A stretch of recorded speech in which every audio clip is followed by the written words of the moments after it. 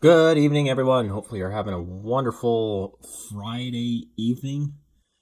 Coming with a sort of a sad one, but also a tad bit of good news from the Globe and Mail about the Jasper forest fires. So let's get into it.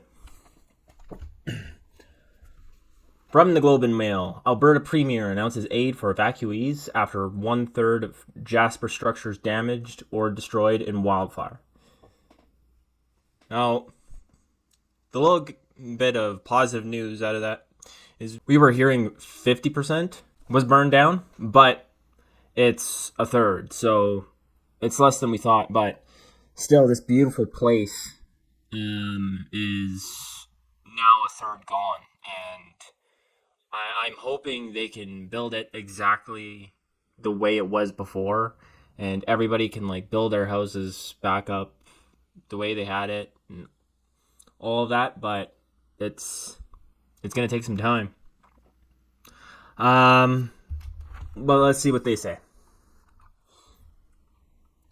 Fire destroyed or damaged roughly one-third of the buildings in Jasper Parks, Canada. Officials say Friday.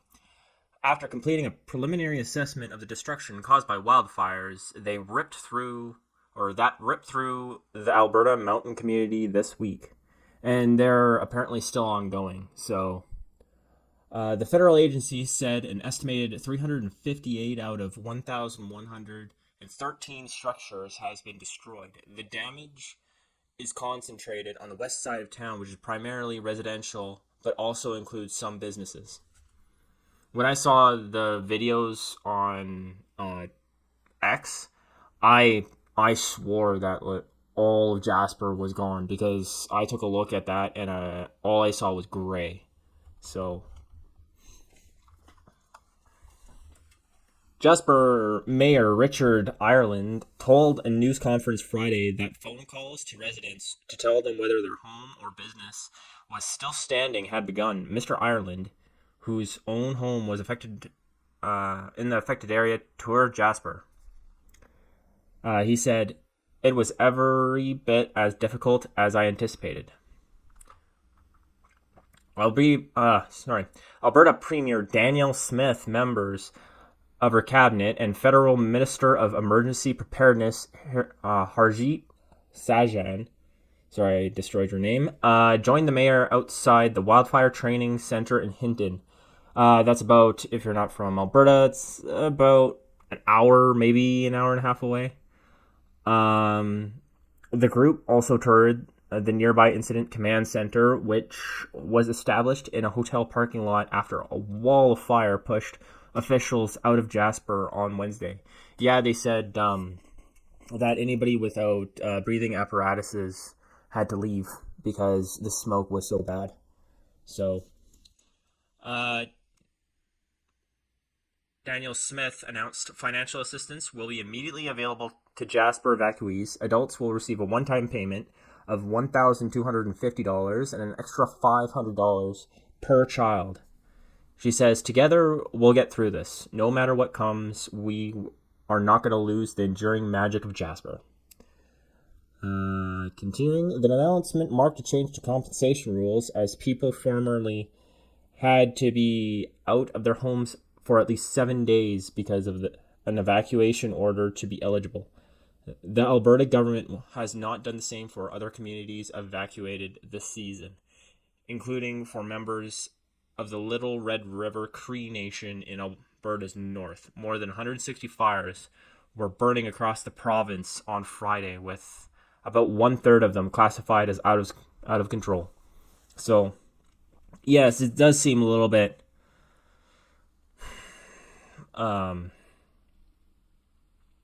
interesting that the people of Jasper are getting that money, but the rest don't. I'm wondering if it was just that bad, or because they have nothing to go back to. I don't know. Look, I don't really know these other communities, so I'm not quite sure what they're insinuating, because it sounds like they're kind of insinuating something. But I know Jasper is an extremely small town, and because I really hope she's not doing this because of the optics. I don't think so. I think it's just Jasper to every Albertan. It's every Albertan's been there. All Albertans know the place. It's like it has sort of a special place in our hearts. So it being burnt down is like it affects every Albertan. And I think that's definitely a big reason why this change. Hopefully, this change um, is permanent, but we'll have to see.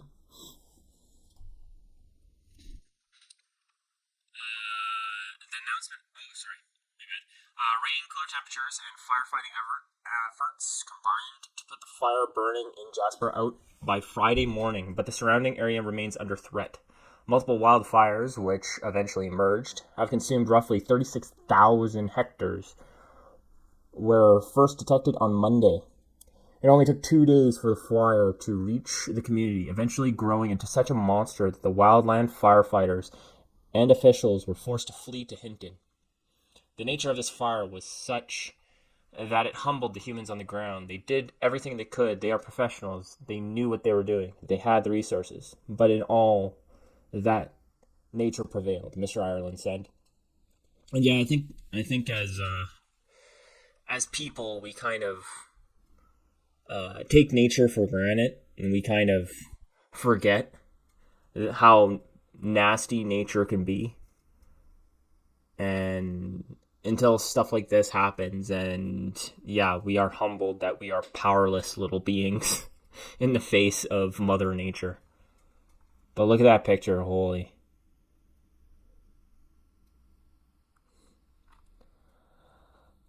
They say James Eastham, or Estham, the incident information officer on the Jasper Fire Complex, said in an interview that critical infrastructure is okay. The hospital only suffered a tiny bit of damage, but was considered unaffected. The fire's flames that reached 100 meters into air didn't reach the facility. Damn, could you imagine being one of those firefighters and seeing flames 100 meters in the air and being told to go and fight that? I'd be like, heck no, I'm out. They say until we secure the perimeter, there is potential for it to spread. The fire, he means. Uh, if it warms up again, and it's supposed to warm up next week. So I think what they're saying is they've got the weekend to maybe try and nip this thing in the butt. Pressure is pressure is mounting on Parks Canada to provide information to community members, many of whom are using photos and videos of the town to try and piece together a map of what's going on. Others, word of mouth. And this right here is a pretty sad story because I just visited this place a couple months ago. So Katrina Turcotte, co-owner of Jasper Raft Tours, said reports from friends working to put out the fires have all but confirmed that her business has been destroyed. Her rafts, trucks, trailers, which were stored in the industrial area of the town site, are gone. A staff room on site that housed decades of memories was also torched. She says that it's devastating on so many levels. At this point, I don't really care about my house. The fact that there may be something still standing in Jasper means that it can be rebuilt. Firefighting reinforcements are quickly arriving in Alberta from across Canada and abroad.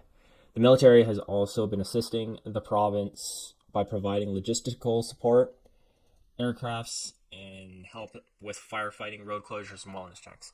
And I have been reading a lot of stuff that's been saying firefighters from like Mexico are coming up here to Alberta to help fight the fires. So that's just how bad it is and how poorly over the years our forests have been managed. And we have these forest fires every single year, and it seems they've been getting bigger and bigger and bigger. And we just keep on blaming this stuff on global warming, right? It's the best out these politicians have is global warming, climate change. Oh, we gotta solve these, um, right? We gotta cut down on carbon, and then we'll be able to change the weather. While they ignore the actual issue that is, the pine beetle problem we have in northern Alberta, which is killing all the trees, and then they just leave the dead trees there, and um, they don't clean the forest of its dead underbrush. They just leave it there for it to burn. So, in a big way, I think, like they said, this has most likely and hopefully humbled the Alberta government and humbled the federal government. It, Trudeau probably doesn't really even care, but hopefully the MPs at least vote to put more money towards firefighting and the maintenance of our forests and parks. So this stuff stops, or at least it won't stop happening because wildfires are normal. They're a thing of nature, but they stop getting worse. And that's the only way that it's going to stop being this bad. We'll have to see in the future, but I don't have very much hope that the federal government's going to help out with Parks Canada. So this will probably be uh, BC and Alberta thing.